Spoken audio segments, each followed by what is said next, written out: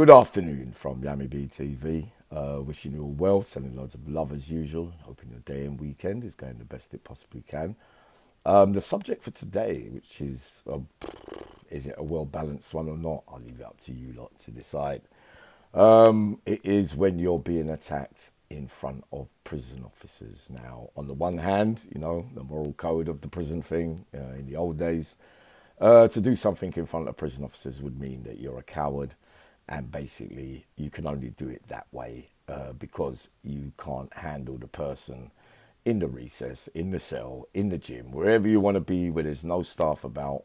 You won't be able to. You feel that you won't be able to win that battle without the staff being there. Or for the case, I've been on the receiving end too, where you get attacked and you can't respond, and before you try and throw one back, you're already wrapped up and you're down the seg, if you get what I mean. But also, on the other hand, we could also look at it that if you're that scared of the person, is it only fair play if you want to get someone back and you know you're not going to win the fight? Or is it fair play to do it whenever you want, whatever you want, in front of prison officers, so you don't get hurt, if you get what I mean? Because everybody knows that if you start throwing punches in front of three prison officers, you know that the bell's going to go very quickly and you're going to get wrapped up. And the fight, is going to get stopped before you even have a chance to respond. Now, I draw for what happened to me in the early 90s. I was in Camp Hill and I was on the phone. There was a mix-up, but it was a mistaken identity, right? So I'm on the phone. It's association in the evening. Everybody's playing pool in Camp Hill. I was on St. George's wing, which it was a land. It's like ones and just twos and a long landing for the bottom and at the top as well. But Camp Hill them days was a CCAT prison, not like Albany and Parkhurst. But I was on the phone, even in association, and a man has run up on me and give me about 8 punches. So I got a black eye, fat lip. Before I could respond, I didn't go down straight away. But there was this guy. There was this guy there, an older kind of guy who was a fraud. Like he was in for fraud, but as a solicitor kind of thing. So all right, I got done over, by the telephone box, and I didn't have a chance to respond. One of my mates, Delroy Matthews, tried to get involved, but this man, who was the fraudster, by way of acting out to being a solicitor, turns around and tells me that a prison officer, while in the melee, like while I was getting punches and, they're holding me after I got the punches, one of them was meant to have punched me and I was on the floor. I was absolutely livid to see, that you can't respond and, you want to have a go back and, but even worse than that, I was on the floor. I'm feeling very embarrassed as well because everybody, them days, I wanted to be a tough guy. I hadn't lost many fights before that, if you get what I mean. But no, it was a very bitter pill to swallow. So that was how that scenario, and I end up down the block with the guy, but I haven't really thrown one back, if you get what I mean. So I get double punishment because when you go in front of the governor, you're both charged with fighting, and before any allegations can get made regarding a member of staff hits me as well, it felt like, I tell you what it felt like to me. It felt like that everybody was against, like, not only was I getting hit by the inmate, but it felt like the staff had set it up, like they'd sent him to do me. And I promise you, they must have told him, get yours in and we'll make sure that he doesn't get his in. That's how I felt, right? Whether that's right or wrong or fact is open to debate, but that's how it's left me feeling now. The other one, the famous, the worstest one that I ever saw was in Long Larton, right? So you got a man who goes and approaches a man and says to the big man, can you help me? I'm going to need your backup to come and I've got to do someone and blah, blah, blah, blah. So the guy says, nah, I'm not on that one because I like that lot and I don't want to get involved in it. Go and do your own thing, but do it properly if you have to. It's nothing to do with me, both sides, I'm all right with both of you. Just get on with it. But this guy runs up in the dinner queue, cuts a geezer, a well-known figure as well. Both well-known figures, yeah, in fact. So he cuts him, runs upstairs, second floor, runs outside the office and stands there by the office like that. And all the screws, obviously the bell's going to be pushed. But did they see him cut the person? Not allowed to say, or whatever, for legal purposes. But he's standing outside the office, basically.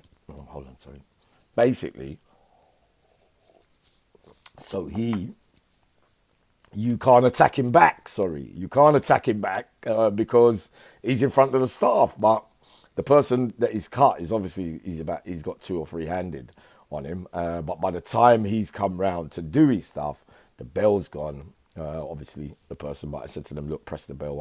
I'm in trouble."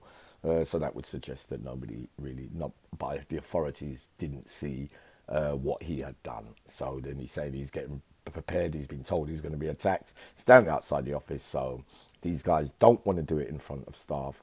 So he basically legs it down the block and stays there. And, forever and the day, he had to stay there for a long period because, in that life, especially the high risk ones, high risk security ones, by doing such a move, you will be called a coward. But do we think that it's okay?